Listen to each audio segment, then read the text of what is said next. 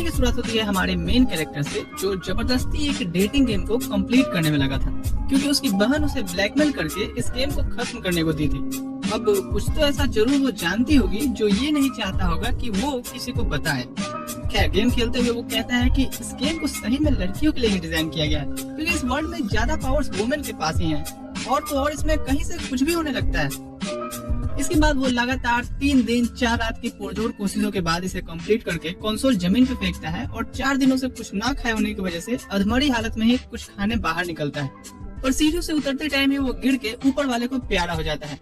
Scene shift होता है जहाँ उसकी आंखें खुलती हैं दूसरी दुनिया में, जहाँ वो हमें बताता है तो ऐसे मैं इस दुनिया में आया। मेरा नाम यहाँ लियोन फू बार्टफोर्ट है, और पहले तो मुझे कुछ पता नहीं चला, पर 10 साल के होने पे मुझे सब याद आ गया कि मैं उसी घटिया गेम में रिइंकार्नेट हो गया हूँ जिससे मैं नफरत करता था। हाँ, वही डेटिंग गेम। अब 10 साल और बीतते हैं और लियोन हमें आगे बताता है कि इस गेम में मेरी फैमिली यानी बार्टफोर्ट फैमिली कहीं एग्जिस्ट ही नहीं करती है। इसका मतलब ये है कि मैं एक बैकग्राउंड कैरेक्टर की तरह हूँ। मैंने सोचा था कि इस गेम की नॉलेज को यूज करके मैं इस दुनिया पे राज करूंगा, लेकिन 10 साल बीत गए हैं ये सोचे हुए, और मैं यहाँ अभी तक कुदाल चला रहा हूँ। खैर, कोई बात नहीं। मैंने सोचा है कि मैं एक happy and peaceful life as a background character ही एंजॉय करूंगा। बस अब एक सुंदर संस्कारी लड़की मिल जाए, क्योंकि 20 साल का होकर के भी मैं अभी तक पूरी तरह से कुंवारा हूँ। सीन शिफ्ट होता है जहाँ हम जोला नाम की औरत को देखते हैं, जो लियोन की सौतेली माँ है, और उसने लियोन की शादी राजघराने में अरेंज कर दी है। लियोन कहता है, तू पागल है क्या? ये 50 साल की मोटी औरत जो रणभूमि में मरे अपने 7 हस्बैंड की पेंशन डकार के बैठी है, ये तो दिन रात बस मेरे मरने की ही कामना करती रहेगी ताकि इसे 8वां पेंशन मिलने लगे। मैं ये शादी नहीं कर रहा, मैं जाके एकेडमी ज्वाइन करूंगा, क्योंकि मैंने सुना है वहाँ पढ़ाई के साथ साथ लोगों को उनकी मनजोगे रानी भी मिल जाती है। जूला इस पे गुस्सा होती है और कहती है, ओहो देखो तो लाड साहब को एकेडमी जाएंगे, मनजोगे रानी लाएंगे, और क्या एकेडमी का फीस तेरा बाप भरेगा? और वो तो खुद मेरे एहसानों पे जी रहा है। जोला मन में सोचती है कि अगर ये मना करता है शादी के लिए, तो मैं इसे ऐसी जगह ट्रांसफर करूंगी जहां ये जल्दी से जल्दी टपक जाए और इसके पेंशन के पैसे हमें मिले। इधर लियोन सोचता है कि अगर मैंने जल्दी कुछ नहीं किया तो ये चुड़ैल मुझे कहीं का नहीं छोड़ेगी। फिर वो गेम के कुछ मैकेनिज्म के बारे में सोचता है और जोला से कहता है कि तुम्हें पैसे चाहिए ना, मुझे कुछ दिनों का टाइम दो। अगले दिन वो अपने डैड की पुरानी उड़न खटोला लेके उस स्पेसशिप को ढूंढने निकलता है जो गेम खेलते समय उसको सबसे पावरफुल लगा था। उस लोकेशन को ट्रैक करते हुए आगे बढ़े जा रहा होता है कि एक चक्रवात आता है और उसके पिता की धरोहर टूट के बिखर जाती है। वो सॉरी डैड कहता है और आगे पैदल ही बढ़ने लगता है। उस खंडर में एंटर करते हुए उसे गार्ड रोबोट्स दिखते हैं और वो याद करता है कि इनकी कमजोरी इलेक्ट्रिसिटी है, तो वो उन्हें इलेक्ट्रिक बुलेट से डिफ्यूज करके आगे बढ़ता है, जहाँ उसे कुछ रिसर्चर्स की डेड बॉडी मिलती है, जिनकी बैजेस को उठा के उस स्पेसशिप में एंटर करता है जिसकी तलाश में वो आया था। और तभी उसके सामने एक और चलता फिरता रोबोट आता है। लियोन उस पे भी इलेक्ट्रिक बुलेट फायर करता है, तो वो रोबोट कहता है, और साढ़े तू मेरे सिस्टम में कौन सी पेन ड्राइव डाल रही है? लियोन फिर उसे रिसर्चर की आईडी दिखाता है और कहता है कि रोबो मैं रिसर्चर यहाँ का, पहचाना? रोबोट उसे स्कैन करता है और कहता है, और साढ़े तेरी तो बॉडी ना मैच कर रही आईडी से, मेरी सिस्टम को बेवकूफ बनाना चाह रही है तू। खैर, अजनबी समझ के रोबोट उस पर हमला कर देता है और लियोन उससे बचते हुए उस पर इलेक्ट्रिक ग्रेनेड कुक करके मारता है, और रोबोट में स्टेफी के सेल थे इसलिए उसे कुछ नहीं होता। फिर वो रोबोट शील्ड की पावर बढ़ा के उसकी तरफ बढ़ता है, पर लियोन उस पर एक और ग्रेनेड उसकी शील्ड को बाईपास करके मारता है और उससे भी कुछ नहीं हो रहा था।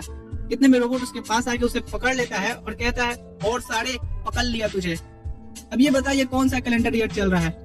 जब लियोन उसे बताता है तो रोबोट समझ जाता है कि इसका मतलब ये है कि यहाँ की पुरानी ह्यूमन सिविलाइजेशन को नए आए हुए जादुई लोगों ने खत्म कर दिया है, और अब मेरा काम है नए ह्यूमंस को खत्म करना। तो वो शुरुआत इस लंगूर से करना चाहता है। वो लियोन से कहता है, और साढ़े आज तो तेरा सिस्टम सही में फाड़ दूंगा। इतना बोल के उसे दबाया जा रहा होता है। लियोन के हाथ में तलवार तो थी, पर वो उस रोबोट तक पहुंच नहीं पा रही थी, और धीरे धीरे लियोन को एक पल में ही उसकी सारी मेमोरीज याद आने लगती हैं। तभी वो सोचता है कि एक सेकंड, अभी तो मेरी थोड़ी सी भी शादी नहीं हुई है, मैं ऐसे कवाड़ा नहीं मर सकता। उसका दिमाग तुरंत एक्शन में आता है और वो तलवार को उसके हैंडल से रिलीज करता है, जो जाके सीधे रोबोट के आंख में लगती है, और लियोन यहाँ से बाल बाल बचता है। इसके बाद वो अंदर आता है तो स्पेसशिप का एआई सिस्टम कर रहा होता है। वो उस स्पेसशिप में खुद को स्कैन करता है और वो सिस्टम उसे बताता है कि आपके सैंपल्स में कुछ इंटरेस्टिंग मिला है। आपके सैंपल में प्रॉपर्टीज कुछ न्यू ह्यूमन सिविलाइजेशन से मैच करती है, तो कुछ पुरानी। लियोन कहता है कि ऐसे कैसे हो सकता है? फिर वो ज्यादा ध्यान नहीं देता है, क्योंकि वो सोचता है कि ये गेम लड़कियों के लिए बनाया गया है, तो यहाँ कुछ भी हो सकता है। फिर वो उस एआई से उसका नाम पूछता है, तो वो कहता है कि मेरा नाम तो सिस्टम ही है। लियोन कहता है, ओह, तभी मैं समझ गया कि वो रोबोट ऐसे क्यों बात कर रहा था, क्योंकि उसके पास उसके सिस्टम थे। फिर लियोन उसका नाम रखता है लग्जॉन। जो वो गेमिंग करते समय इसका नाम रखा था। तभी लियोन ज्यादा ब्लीडिंग की वजह से वहीं बेहोश होकर गिर जाता है और लग्जॉन कहता है लियोन को इलाज की जरूरत है, लियोन मर रहा है। अब सीन शिफ्ट होता है 3 महीने बाद। जोला लियोन की मॉम डैड पे काफी गुस्सा थी कि उसने अपना वादा पूरा नहीं किया और अब तक तो कहीं सुअर की मौत मर भी गया होगा। उसके पेरेंट्स घबराए तो थे पर उन्हें भरोसा था कि लियोन जिंदा होगा। तभी एक स्पेसशिप उनके पैलेस के बाहर आके रुकती है जो लियोन लेके आया था और उसमें वो इतनी सारी ट्रेजर लेके आया था जिसने जोला को झंझोला और फिर लियोन ने इससे अपने लिए एकेडमी का रास्ता खोला। सीन शिफ्ट होता है और अब लियोन के पास खुद का एक फ्लोटिंग आइलैंड है जो वो ट्रेजर के बचे पैसों से खरीदा है और वो यहाँ का बारोन है, मालिक समझ लो। अब उसका प्लान है इसे टूरिस्ट स्पॉट बना के पैसे कमाना। उसके साथ है उसका एआई साथी लग्जॉन। वो उसे कहता है कि मैं यहाँ एक ब्यूटीफुल हॉट स्प्रिंग पूल बनाना चाहता हूँ। लग्जॉन कहता है जो हुक्म मेरे आका, मेरे रोबोट्स उस काम में लग गए हैं। तभी कुछ देर बाद उसके डैड आके कहते हैं बेटे तुम बारोन तो बन गए हो और बारोन बने रहने के लिए तुम्हें अब हाई रैंक की वाइफ ढूंढनी होगी, बिल्कुल अपनी सौतेली माँ के लेवल तक की। ये सुन लियोन अपना सर पकड़ लेता है कि हे भगवान क्या जुल्म है, मतलब मैं शांति से एक बैकग्राउंड की लाइफ भी नहीं जी सकता। लियोन की दशा देख के तो मैं यही कहूंगा कि कहाँ से खैबा पेड़ा है बाबू, भाग में जब लेढ़ा लिखल बा। खैर सीन शिफ्ट होता है और लियोन एकेडमी आता है जहाँ उसे प्रिंस और उसकी टोली मिलती है जो इस गेम की मेन कैरेक्टर्स हैं। उसे तभी एंजेलिका आते हुए दिखती है जो मेन फीमेल कैरेक्टर की राइवल रहने वाली है और प्रिंस की फियोंसे भी है। कैरेक्टर्स आ गए थे, सीन रेडी था और स्टोरी वही रहने वाली थी जो लियोन जानता था। स्कूल का ओपनिंग सेरेमनी शुरू होता है और लियोन देखता है एक लड़की प्रिंस को थप्पड़ मार देती है और लियोन याद करता है कि ये तो वही सीन है जिसमें इस लड़की को पता नहीं है कि वो प्रिंस है और यही आगे चल के उसकी लवर बनती है। और लियोन ये देख के हैरान था कि ये लड़की तो दूसरी है, यहाँ ओलिविया नाम की लड़की को होना था। खैर लियोन इस पे ज्यादा ध्यान नहीं देता है क्योंकि उसको मेन स्टोरी लाइन से कुछ लेना देना नहीं था, इसलिए वो साइड में जाके अपने बैकग्राउंड कैरेक्टर दोस्त रेमंड और डेनियल के साथ कुछ टी पार्टी का प्लानिंग कर रहा था और सभी उम्मीद करते हैं कि कुछ तो लड़कियां उनकी टी पार्टी में आएंगी ही, पर कोई नहीं आता। तभी ऊपर से लियोन कुछ झगड़े की आवाज सुनता है जो एंजेलिका कर रही थी। वो प्रिंस से इस बारे में झगड़ा कर रही थी क्योंकि प्रिंस उस लड़की को टी पार्टी पर इनवाइट कर रहा था जिसने उसे गलती से थप्पड़ मारा था। ये सब देख लियोन सोचता है चीजें तो सब सही जा रही हैं, पर ये मारिया नाम की लड़की मेन प्रोटैगनिस्ट की जगह क्या कर रही है। सीन शिफ्ट होता है क्लासरूम में। लियोन टीचर की बातों पे ध्यान नहीं दे रहा था क्योंकि उसे टी पार्टी करनी अच्छी नहीं लगती थी। फिर टीचर उसे फ्रंट पे बुलाते हैं और उसको टी पार्टी की वैल्यू समझाते हैं, जिसके बाद गुरुजी से इंस्पायर होकर लियोन फिर से टी पार्टी रखता है और इस बार उसने सभी चीजें खुद से मैनेज की थी। तभी लग्जॉन पूछता है मास्टर इस बार भी कोई आएगा या आप ही सभी चीजें खा जाएंगे। लियोन कहता है एक बारोन की बेटी ने मुझसे वादा किया है कि वो अपने दोस्तों के साथ जरूर आएगी। तभी वो भुक्कड़ लड़कियां आती हैं और सेकंडों में चट करके लियोन को अगली बार और ज्यादा रखने की सलाह देके चली जाती हैं। लियोन सोचता है ऐसे तो मेरा कुछ नहीं होने वाला। तभी उसे कॉरिडोर से आवाज आती है जहाँ कुछ लड़कियां एक लड़की को बुली कर रही थी। वो देखता है उस लड़की के हाथ में फटा हुआ टी पार्टी का इनविटेशन लेटर था और वो ध्यान से देखता है तो ये और कोई नहीं इस गेम की मेन प्रोटैगनिस्ट ओलिविया थी। लियोन सोचता है कि मुझे नहीं पता कि मैं क्या करूं, पर मुझे इसके लिए बुरा लग रहा है। वो उसे हाथ देता है और खुद के टी पार्टी पे इनवाइट करता है जहाँ उसे पता चलता है कि ओलिविया कितनी काइंड और जेंटल है। वो बताती है कि मैं यहाँ सिर्फ शांति से मैजिक सीखना चाहती हूँ, पर लड़कियाँ मुझे वो भी नहीं करने देती। लियोन कुछ सोचता है और कहता है कि मेरे पास एक सॉल्यूशन है। वो फिर उसे अपनी सिस्टर के पास ले जाके सारी बात बताता है। जेन कहती है कि तुम्हें अपनी क्लास की सबसे पॉपुलर लड़की एंजेलिका को फ्रेंड बनाना चाहिए। ओलिविया कहती है पर वो इतनी पॉपुलर है कि मैं उसके पास जा भी नहीं पाती हूँ। जेन फिर उसे एक एक्सपेंसिव टी पार्टी अरेंज करके उसे इनविटेशन देने का सजेस्ट करती है, पर ओलिविया इतनी सारी एक्सपेंसिव स्नैक्स का हिसाब लगा के ही घबरा जाती है। तो लियोन कहता है चिंता मत करो, मैं पे कर दूंगा। ओलिविया कहती है थैंक्स, मैं इसका रीपे करना नहीं भूलूंगी। सीन शिफ्ट होता है ओलिविया के साथ एंजेलिका टी पार्टी पे आई थी और हिम्मत करके उससे सारी बात वो बतला देती है। उसकी बातें एंजेलिका को काफी सही लगी और वो सोचती है कि चलो ये मारिया की जैसी तो बिल्कुल भी नहीं है। फिर वो ओलिविया को विश्वास दिलाती है कि अब से उसे कोई बुली नहीं करेगा। ओलिविया उसे थैंक्स कहती है और उसे ये भी बताती है कि जो मेरी मदद किया था उसका नाम लियोन है। एंजेलिका कहती है लियोन, मैंने सुना है उसके बारे में, वो खुद के दम पे एक बारोन बन के दिखाया है। सीन शिफ्ट होता है जहाँ इनकी क्लासेस शुरू हो गई थी जिसमें एक डंजन में सभी को रेड करके क्रिस्टल लाने थे। तभी तरह एंजेलिका और मारिया में बहस हो जाती है और प्रिंस आके मारिया की साइड लेता है, जिससे एंजेलिका और गुस्सा हो जाती है। लियोन ओलिविया से पूछता है कि क्या तुम इस मारिया नाम की लड़की को जानती हो। ओलिविया कहती है कि मैं बस इतना जानती हूँ कि ये भी एक गरीब घर से ही है, लेकिन ये काफी बदली बदली सी लग रही है, इसको तो मुझसे भी ज्यादा बुली किया जाता था। तभी यहाँ टीचर आके सभी को डायरेक्शन बताते हैं और अंदर के मॉन्स्टर से सावधान भी करते हैं। अब प्रिंस और उसके चमचों ने ओलिविया और लियोन को आगे भेजा ताकि अगर कोई सरप्राइज अटैक आए तो उन पे न आए। अंदर आके मारिया को एक क्रिस्टल मिलता है और वो लियोन से मुस्कुराते हुए कहती है कि अब मैं तुम्हारे पैसे वापस कर सकती हूँ। लियोन सोचता है कि मुझे इसके ज्यादा करीब जाना सही नहीं है क्योंकि इसकी किस्मत में ही लिखा है कि ये प्रिंस और उसके दोस्तों की ही होगी।